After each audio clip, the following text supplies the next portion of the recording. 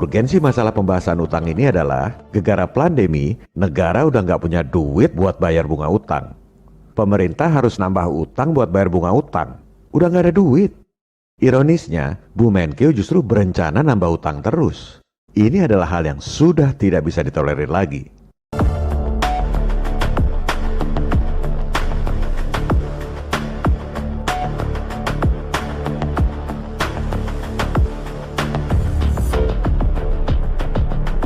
Oleh sebab itu, mentalitas hobi ngutang asing ini harus dibasmi.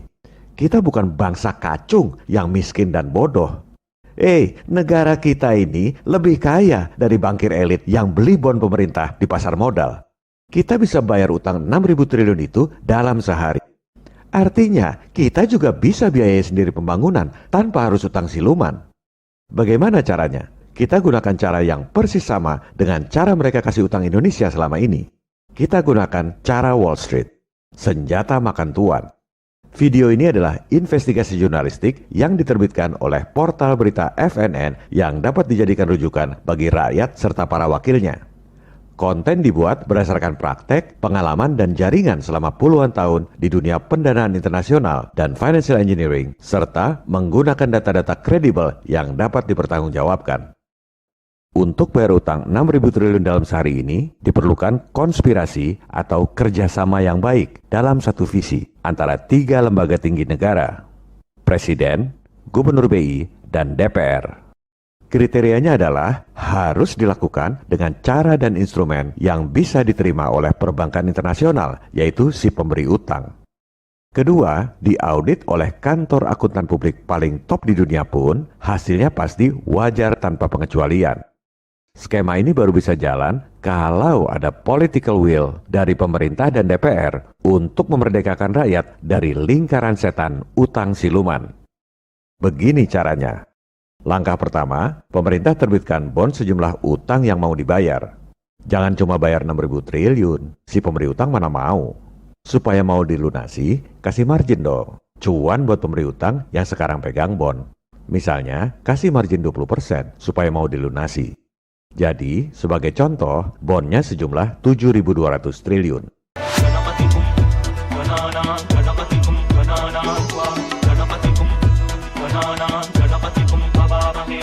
Jaminan asetnya apa? Pemerintah keluarkan bond 7.200 triliun. Jaminan sumber daya alam? Jaminan proyek? Wah, kalau nanya bond pemerintah jaminan asetnya apa, itu pasti nggak pernah main di pasar modal.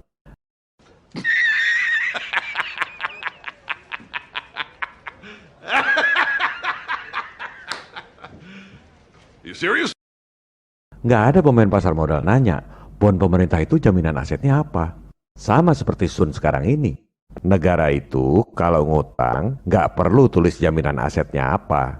Tapi begitu nggak bayar utang, habis disikat oleh bankir internasional. Debt collector berbaju IMF.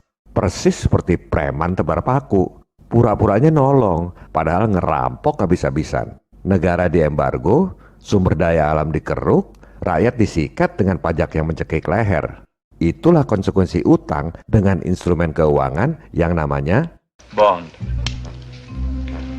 James Bond. A martini, shaken not stirred. Vodka martini. Shaken not stirred. Do I look like I give a damn? bond atau surat utang itu kemudian dibeli oleh aktor kita yang kedua, yaitu BI. Pasti ada pemirsa yang protes, mana mau BI-nya? Makanya udah berkali-kali saya bilang, harus ada political will. Kalau presiden dan DPR-nya mau, BI bisa diatur lewat regulasi. Tunjuk gubernur yang satu visi. Kerja buat rakyat, buat presiden dan DPR. Bukan kerja buat IMF dan Bank Dunia. Sekarang ini, tanpa ngerubah undang-undang pun, BI juga beli Sun. Tinggal jumlahnya yang dinaikin. Jangan cuma main receh puluhan triliun. Beli Sun 7.200 triliun. Nanti ada pejabat yang protes lagi. BI itu asetnya cuma 3.000 triliun. Gimana caranya BI beli bond 7.200 triliun? Kita nggak punya aset jaminan buat nyetak duit. Nah, inilah propaganda nekolim yang diajarkan di sekolah. Sehingga semua profesor, doktor kalau textbook, cara berpikirnya seperti itu. Seolah-olah kita ini miskin, sehingga harus utang pada asing. Sekarang kita bongkar rahasia mereka.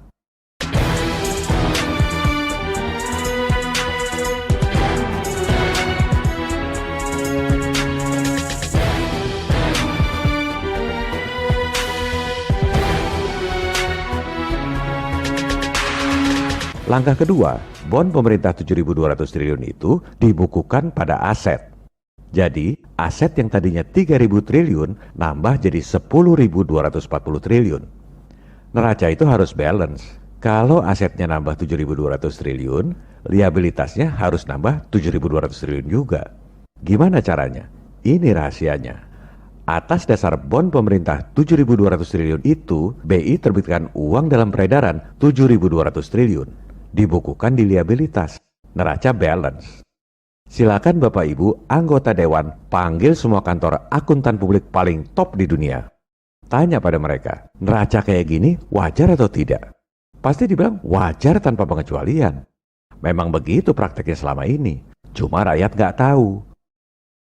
Uang 7.200 triliun itu nggak usah dicetak di peruri. Cukup ketik angka di rekening bank pemerintah. Proses ini cuma butuh waktu kurang dari 1 jam.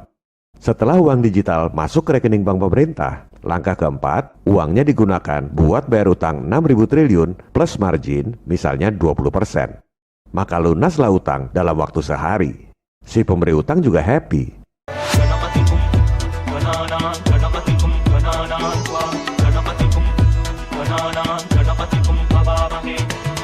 Ini adalah hal yang biasa di pasar modal. Namanya buyback at premium. Bahasa awamnya, bayar utang plus cuan sekian persen.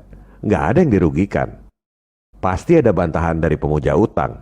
Itu terbitkan uang baru 7.200 triliun, nanti inflasi seperti di Zimbabwe.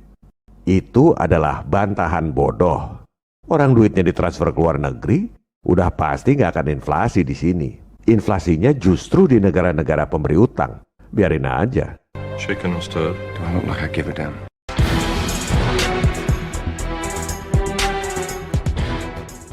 Kita lanjutkan. Setelah utang 6.000 triliun dibayar, pemerintah jadi punya utang pada BI 7.200 triliun. Dan di buku BI tercatat ada penambahan uang dalam peredaran 7.200 triliun. Padahal duitnya udah nggak ada di Indonesia. Udah ditransfer ke luar negeri buat bayar utang. Disinilah peran aktor kita yang ketiga, DPR. Presiden dan DPR tinggal hapus utang pemerintah pada BI 7.200 triliun. Sekaligus hapus buku uang dalam peredaran 7.200 triliun itu karena memang duitnya nggak pernah beredar di Indonesia. Kesimpulannya, everybody happy.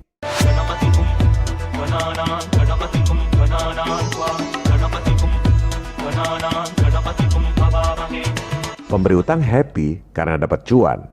Pemerintah happy nggak usah pusing nambah utang tiap tahun buat bayar bunga utang. Penyebab defisit anggaran yang sesungguhnya, pemborosan anggaran terbesar yang paling rutin adalah bayar bunga utang siluman ini. Kalau negara nggak harus bayar bunga utang 377 triliun tiap tahun, maka tiap tahun Pak Jokowi bisa bikin 6 proyek kereta api cepat tanpa utang pada asing. Mau pindah ibu kota juga bisa kita lakukan dalam 2 tahun tanpa utang.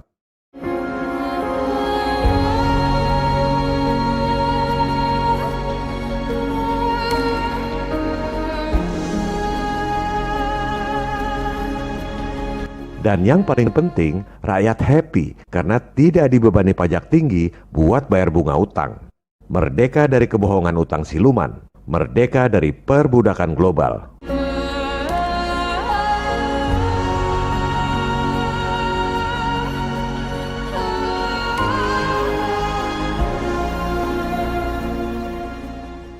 Apakah beli dolar 7.200 triliun itu nggak depresiasi? Ini baru pertanyaan yang benar. Pasti depresiasi kalau beli dolarnya lama. Makanya beli dolarnya harus dilakukan dalam sehari. Jadi bayar utang ini bukan bisa dilakukan dalam sehari, tapi harus dilakukan dalam sehari. Karena kalau beli dolarnya lebih dari 2 hari, rupiahnya keburu disikat spekulan. Ibarat perang gerilya, jangan diumumkan dong. Diam-diam aja. Seperti Amerika dulu bikin proyek bom atom di tengah kota, kawasan elit Manhattan, New York. Orang pura-pura nggak tahu aja, jangan gembar-gembor. Kita butuh aksi nyata, bukan polemik. Dan beli dolarnya sebenarnya nggak usah 7.200 triliun. BI itu simpanan dolarnya ada 2.200 triliun lebih. Tuker aja. Duit dolar yang sekarang dimiliki BI buat bayar utang. Duit 2.200 triliun yang tadi dikasih ke BI. Nggak perlu beli dolar 2.200 triliun. Itu baru simpanan BI, belum simpanan bank-bank lain di Indonesia, juga simpanan pemerintah dalam dolar. Katanya Pak Jokowi punya data simpanan uang kita 11.000 triliun terbanyak di luar negeri. Pasti dalam falas. Tuker aja dengan sisa 5.000 triliun. Selesai. Nggak perlu beli dolar, nggak ada depresiasi.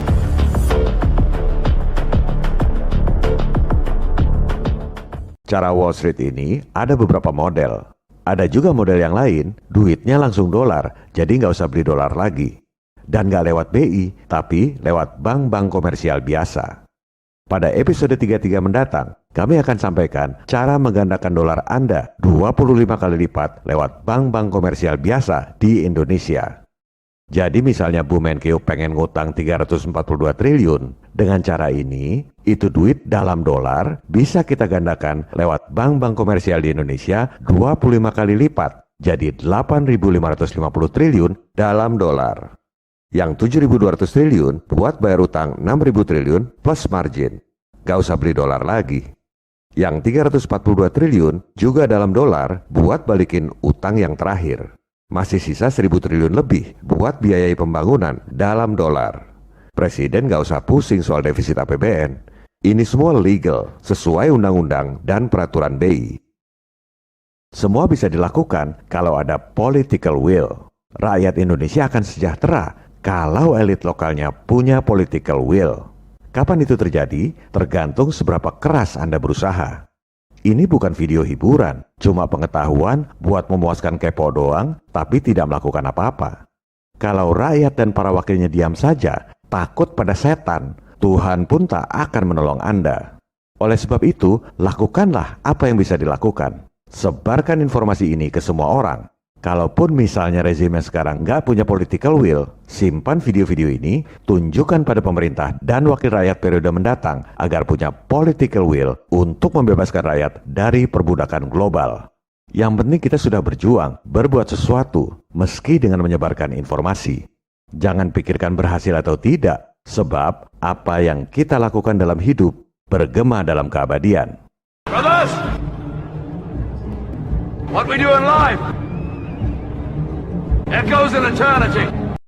Viva Republik Indonesia. Salam People Power. This is a revolution.